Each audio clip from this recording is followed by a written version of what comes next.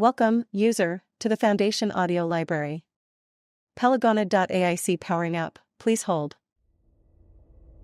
Startup complete. Warning, HMCL and O5 approval required.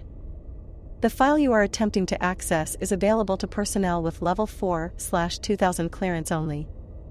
This clearance is not included in General Level 4 Security Protocol. Attempting access beyond this point without necessary clearance is grounds for termination of Foundation employment and cancellation of all educational, medical, retirement, and mortality benefits.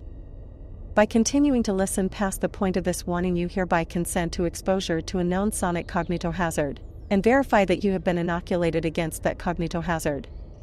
In the event of unauthorized access, this console will become inoperable. Security personnel will be dispatched to revive you and escort you to a detention cell for interrogation. Attempting to access this file from any computer not connected to the Foundation intranet will result in immediate termination regardless of clearance. Security cognitohazard activating, scanning for neural activity.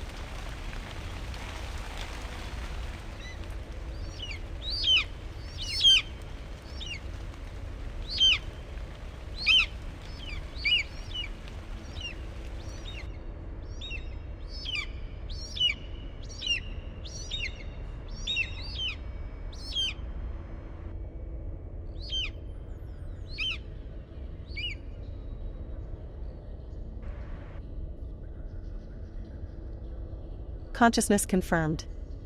Retrieving file. Article begins. Item number: SCP-2000. Object class: Thaumiel. Special containment procedures.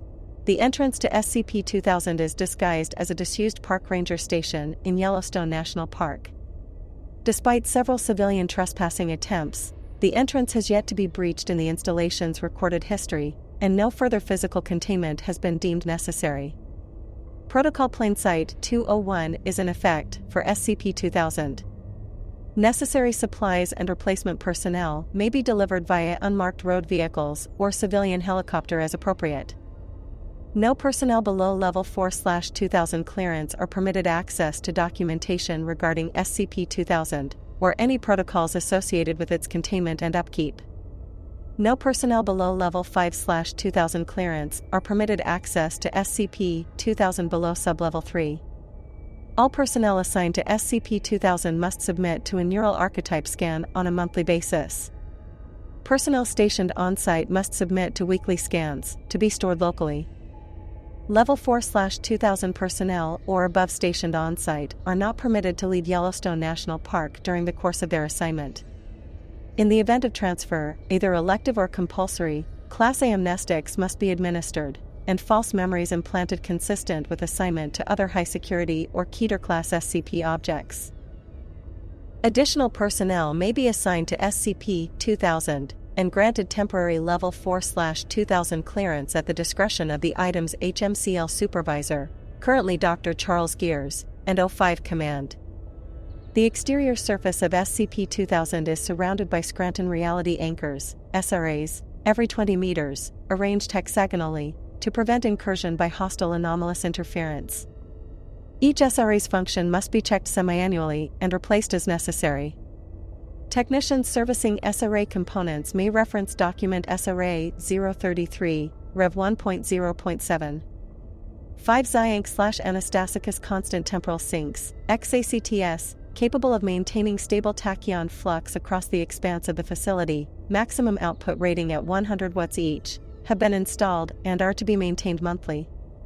Technicians servicing XACTS components may refer to document XACTS 864, Rev 1.3.0. One pseudo-Riemannian manifold has been initiated at the entrance to Sublevel 4, and must remain open at all times. In the event of the manifold's failure, Procedure Dead Euclid 101 is to be executed immediately. Other non-anomalous life support and utility systems may be maintained in accordance with Standard Foundation Maintenance Protocol, Section 101.5, Mission Critical Components. Wherever possible, non-anomalous materials and resources are to be used for SCP-2000's maintenance and repair. In the event of any K-class scenario which does not compromise the existence or function of SCP-2000, Procedure CYA-009 is to be enacted as soon as possible. Remaining Foundation installations globally are to monitor the scenario as it unfolds, preserving what material resources are possible under the Ganymede Protocol until such time as all remaining sites respond all clear to SCP-2000 queries as defined in Document 2000-XKC 1.9. Upon receipt of all clear code, Procedure Lazarus-01 is to be implemented. Administrator Note: I want this on permanent record, and I don't rightly care if you think it's an insult to your intelligence. Some things are just this important. This device is absolutely not an excuse to let down our guard or take greater risks with SCP objects or cross-test them or whatever you might have in mind. Primary containment is still our best chance at survival, otherwise there would be no reason to make the cover-up so extensive. We can only suspend God's disbelief so many times before the universe just says, no. And considering what we've had to deal with in these past few decades, we may have passed that point already. Description: SCP-2000 is a subterranean Foundation installation originally constructed sometime in the last years for the purpose of reconstructing civilization in the event that a K-class end-of-the-world scenario could not be averted in time to prevent humanity's extinction or near extinction. Since its inception, SCP-2000 has been activated at least twice. Foundation records regarding SCP-2000's construction and history prior to this assumed first use have been lost. Whether this information blackout is the result of accident or design is impossible to determine. The mission-critical portion of this installation begins 75 meters below ground level and extends to a 100-meter depth. Although the scope of engineering required to recreate SCP-2000 in its entirety is impossible to execute while maintaining secrecy, all subsystems of SCP-2000 have been successfully reproduced in laboratory setting. The installation and all procedures involved in its upkeep are mundane in nature. See Document 2000 SSEX for information regarding esoteric Foundation technologies necessary for SCP-2000's function.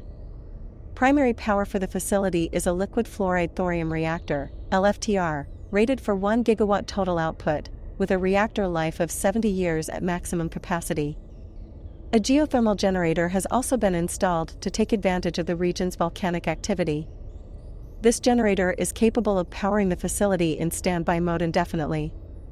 SCP-2000 also contains water treatment facilities, air purification and recycling systems, hydroponic production wings, and housing necessary to permanently sustain up to 10,000 personnel.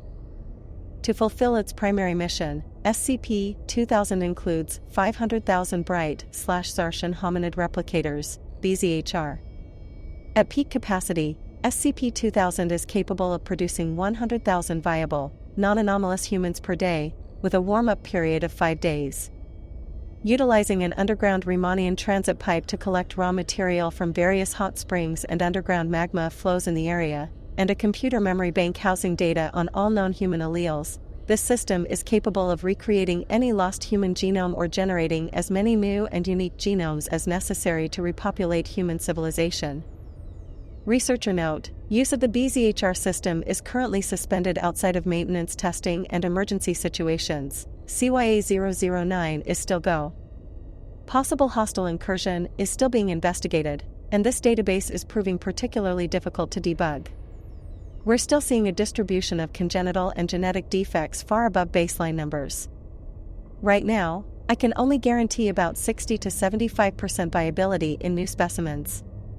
See Addendum 2000-1. Dr. Christopher Zarshan, MD, Biotech Research and Development. You can't bring them back. Humans produced by this process can be advanced to any age desired, without extending the 5-day incubation period. In addition to construction features, the BZHR also has the ability to implant memories by administration of Class G hallucinogenics and developmental hypnotherapy. Life histories, neural archetype scans, and genomes of many Foundation personnel, including all personnel of Level 4/2000 clearance and above, are maintained to ensure that SCP-2000 may be activated and Procedure Lazarus-01 can be initiated by as few as one surviving human. After the implementation of the Ganymede Protocol, indicating a failure of the Foundation to prevent a K-class scenario, SCP-2000 security systems will unlock, allowing any Foundation employee to initiate procedure CYA-009. If, after 20 years, SCP-2000 remains inactive, security will be relaxed further, allowing any non-anomalous human being to access the facility and initiate the procedure. Once activated, SCP-2000's internal monitoring systems will attempt to locate all personnel of Level 4/2000 clearance and assess their condition. Mission-critical personnel not found will be replicated using the most recent neural archetype scan on file, and awaken prior to the initialization of any other systems. Did you catch that? After these personnel are revived, security locks will resume normal function. For a complete list of contingency options available, Level 5/2000 personnel may access Document 2000 CYA-09. Note that receipt of the all-clear code as defined by Document 2000 XKC 1.9 may be waived only if all other Foundation facilities have been rendered inoperative. Otherwise, security and MTF elements revived under Procedure CYA-009 will be dispatched to all remaining Foundation facilities to confirm their function and the integrity of local reality. Procedure Lazarus-01 will begin when an authorized Level 5/2000 Foundation employee inputs the desired resume date into SCP-2000's BZHR control unit. Available units will then begin production of prominent political and cultural leaders of the time period using descriptions/genetic information on file, as well as replication of a global populace consistent with the chosen time period. Most of SCP-2000's floor space is dedicated to storage of building materials, construction equipment, factory machinery, agricultural equipment, and computer database storage. In addition to infrastructure concerns, a wide cultural base with copies of thousands of famous works of art, music, literature, and a full backup of the World Wide Web are kept on site in the event that other repositories are destroyed. HMCL Note: discovered this note in previous iteration records at Lazarus-01 conclusion. Researcher note: if we ever have to do this again, do not set the resume date further back than 20 years before the event.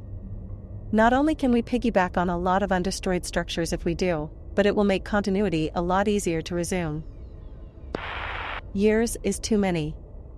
We're straining personnel such as it is without having to rebuild to chronological specifications, just to save time on the population and agricultural demands. Besides, how much of the 20th to 21st centuries do we really want to rewrite, and how many times? Isn't one great war hard enough to keep track of? Dr. Henrietta Eisenhower, historian. My tenure as SCP-2000's HMCL will honor this request. Currently pursuing official documentation update to account for this change. 2 world wars is plenty. We do not need to hazard a third. Dr. Charles Gears, HMCL Supervisor. Already failed. The first replacement humans housed off-site must necessarily be informed of SCP-2000's existence and function as they are being created. This strategy allows newly constructed humans to assist in reconstruction and recolonization efforts directly, and skill sets appropriate to reconstruction have been pre-selected for increased prevalence in the first 5 million individuals produced. As global population increases, the process of diaspora and reconstruction will accelerate geometrically, allowing economic and agricultural infrastructure to recover as quickly as possible. While it is feasible that some replacement humans will not survive the initial renovation period, such individuals can be recreated indefinitely until all major population centers and Foundation facilities have been completed. Foundation administrative assets during this period will focus on the falsification of dendrochronological, astronomical, and radiometric dating records necessary to maintain the appearance of historical continuity. Please see Document 2000-Retcon, version 2.3.3, for details. In the event that significant portions of natural habitat are also destroyed prior to the project's completion, refer to Document 2000-1 Tier, version 3.0, for approved rapid regrowth methods. It is estimated that the world population, manufacturing capability, agricultural production, and culture can be reset to 2000 CE levels 25 to 50 years after the procedure is implemented. At the conclusion of Procedure Lazarus-01, amnestic agent ENUI-5 will be released en masse, causing all reconstructed humans to forget their affiliation with Foundation assets. History will then resume from the chosen date. Each procedure will necessarily alter the course of human events due to the enormous complexity of human social interaction. Further research into predictive historical modeling based on observations from prior completions of the procedure Lazarus 01 is ongoing. HMCL note: no further proposals for behavioral or cultural modification will be accepted at this time. Previous attempts to ameliorate violent and sociopathic tendencies in humanity as a whole have already been implemented and deemed successful. Experimentation using second iteration subjects indicates that further modification would undermine tenacity to such a degree that technological and social progress would be noticeably inhibited. See experiment log for further information. Dr. Charles Gears, HMCL Supervisor. Document 2000 SSEX. The following information establishes basic operational parameters of technology developed specifically for the SCP-2000 project. Although this technology may appear to be anomalous, it is based entirely on verifiable scientific principles currently in use by the Foundation to effect containment. The invention of the Scranton Reality Anchor, SRA, appears to predate the first activation of SCP-2000, and is credited to Dr. Robert Scranton in 1889. The main body and much of the circuitry of the SRA are constructed of a corrosion-resistant beryllium bronze alloy. Inspired by artifacts recovered, data expunged, effectively eliminating the appearance of virtual particle/antiparticle pairs required for type green reality bending phenomena to manifest. Due to the expense involved in producing the beryllium bronze alloy required for the SRA's construction, Foundation-wide implementation of the device has been limited to units capable of an area of effect less than 2 cubic meters. Stop. Researcher note: the mechanism of the SRA's function and the source of its inspiration must be kept secret from all possible reality-bending entities for reasons which I hope are obvious. Only qualified Level 6/2000 maintenance technicians have been cleared to access this documentation. If any member of SCP-2000 staff reveals to you that they are a Level 6/2000 maintenance technician, please report them to O5 Command so they can be reassigned and submitted to amnestic therapy immediately. This is not a punishment, it is a legitimate safety concern. If these devices are ever compromised, so too is our lifeboat. Dr. Lowell Henry Piedmont, Esoteric Containment. The Xianx/Anastasicus Constant Temporal Sink, XACTS, is a device designed to stabilize the flow of causality across a given field of effect. XACTS's use high-power electromagnetic radiation in the radio band coupled with a tachyon field emitter to create a permeable event boundary, allowing organic and electrical systems to pass through unaffected while maintaining a static causal environment. In other words, temporal anomalies which might normally prevent SCP-2000 from being constructed will have no effect, so long as at least one XACTS remains in operation. There are no plans to implement Foundation-wide use of XACTS devices. Researcher note: temporal sinks can be useful for a lot of things. Containing SCP objects for which you need 1 second to last 300,000 years is a good example. Holding a point of reference constant during temporal repair missions, so that you can meaningfully record your progress and undo serious mistakes is another. But natural causal relationships are flexible in a way the human mind is not equipped to deal with meaningfully, and creating more than a small handful of isolated static causalities will do more to damage temporal integrity than secure it. XACTSs will not be implemented Foundation-wide. Yes, we have tried it during a past iteration. No, further inquiries into the results of that attempt will not be accepted. Dr. Thaddeus Xianx, Temporal Anomalies. Stop. The use of a pseudo-Riemannian manifold allows SCP-2000's floor plan to extend into negative depth, providing 10 square kilometers of floor space. Original documentation on this system's construction prior to previous SCP-2000 activations has been lost. While this phenomenon has traditionally been indicative of spatial anomalies, it is the determination of Drs. Rosalind Axel and Tristan Bailey that the manifold entrance is consistent with an advanced implementation of modern physics. This negative space is maintained via a non-gravitational singularity generated through focused static particle emission across the manifold's desired entrance. In the event of the singularity's failure, the installation will remain intact in isolation and will not suffer structural collapse. Recreation of the manifold is estimated to take less than 10 hours if Protocol Dead Euclid 101 is enacted immediately after failure. The isolated portion of SCP-2000 will remain operable and inhabitable for up to 36 hours after the manifold fails, and is recoverable indefinitely. Addendum 2000-1. During containment breach of SCP-2000 experienced failure of several SRA and XACTS components, which coincided with activation of the BZHR units on site. For 25 days following this incident, BZHR units produced over 10 million humanoid entities, with internal biology inconsistent with modern humans. Differences include an additional heart chamber, perfect polydactyl of the hands and feet, increased endocranial volume and height, and the presence of an abdominal organ of unknown purpose which emits and responds to radio frequencies in the 2.4 to 3.6 GHz range. These humanoids were neither dosed with Class G hallucinogenics during replication, nor submitted to developmental hypnotherapy. All remained unconscious until expiration 5 weeks later. Classification of SCP-2000-1 for these entities is currently under review.